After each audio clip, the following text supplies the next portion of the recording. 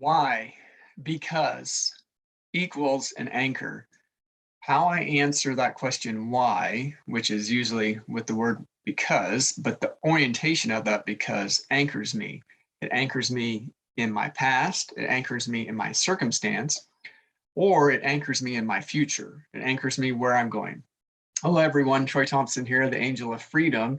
And today I'm talking about that answer to the question why, which is because, and how I answer that because question, or how I answer that why question, and the focus of my because anchors me.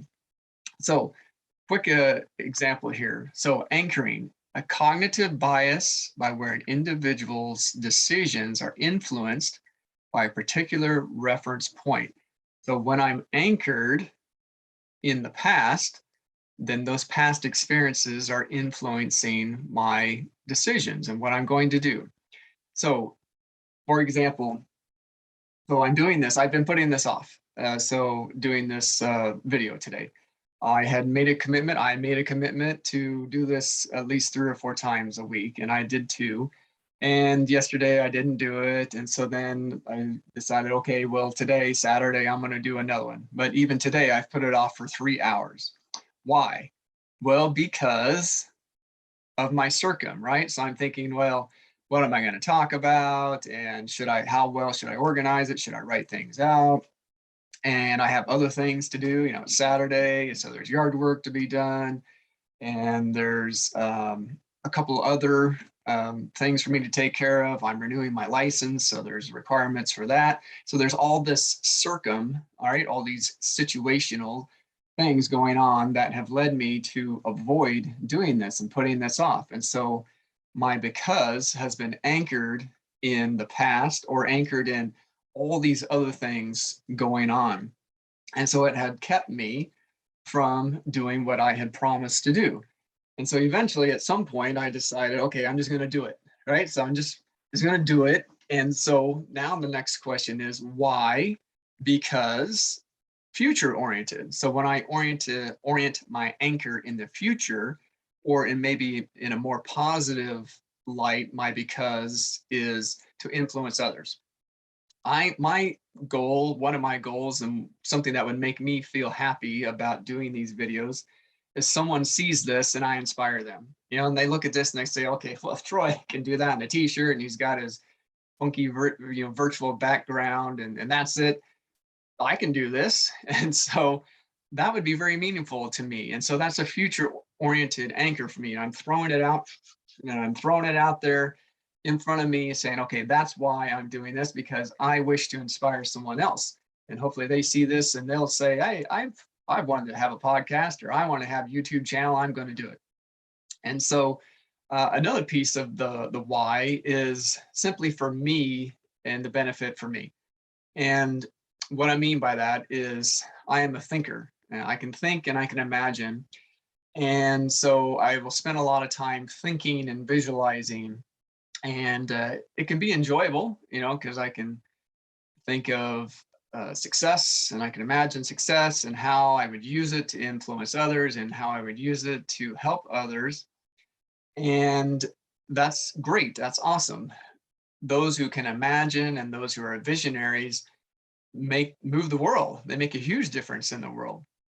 However, those that make a huge difference in the world also communicate it. So it's the two together, it's the imagination and the communication blended together that changes the world. So think of people like Gandhi and Mother Teresa, or maybe more in the commercial sense, there would be Walt Disney, Elon Musk. Well, these are people that are visionaries and they are thinkers, and they're also communicators. And so an area for me that I've noticed that's an area of improvement is communicating, speaking it out. So I can hear the information, I can watch a video, and I can read a book, and I'm intellectual in that I find that very enjoyable. I find that learning that information, hearing that information really helps to feed my soul, and I find it very interesting. And an area for improvement to me, or an area of improvement for me, is communicating it. Simply being a great visionary and having a great imagination provides very little value in the world other than to me and my mind. And so when I communicate that out and I provide more value into the world, then value comes back to me. Most of the time in our world today, especially here in the United States, that value coming back to me is US dollars. Like it or not, that's the circumstance, that's the way it is. Current financial system, value goes out in the world, money comes back. Maybe someday we'll go back to a bartering system and we'll be trading beans for coffee or something else. But right now, that's the way it works. And so the more value I provide, then the more monetary reward that comes to me. And now, why do that? Because future oriented, I want to make a difference in the world. I did a video the other day about the 3 rules of 10. And one of those 3 rules was giving 10% to church or charity every month, and the mindset that goes with that, which is a mindset of abundance.